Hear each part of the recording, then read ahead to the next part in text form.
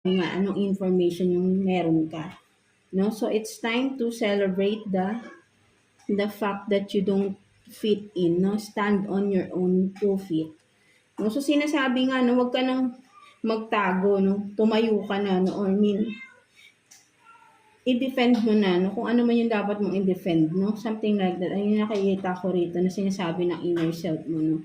Tama na yung nagtatago, no? Parang tinatago mo kasi, no? Something like that. So, ayun yung nakikita ko rito, no? Mga Capricorn. So, maybe talaga may kinalaman, no? There will be some expose, no? Kung ano man ito, no? Na nalalaman mo, no? Mga Capricorn natin. So, let's see what's the message advice for you ni universe, no? Regarding your situation. Capricorn, no? So, let's see. Kuha tayo ng 1 card here for you. For Capricorn.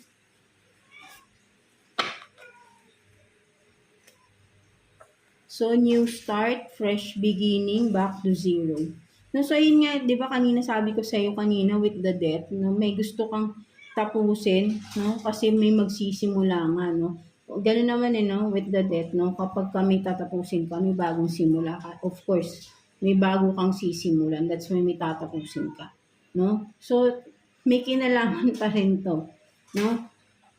Kung ano man yung tinatago mo, no. So, it's time for you to close that chapter, no? I-reveal mo na, no? Something like that. No? So you can have this new beginning, no? Kasi mag-stack up ka dyan, eh, no? Kung di mo siya, sabihin natin, ikaw lang din kasi yung makakaalis sa sitwasyon na yun, eh. Something like that, diba?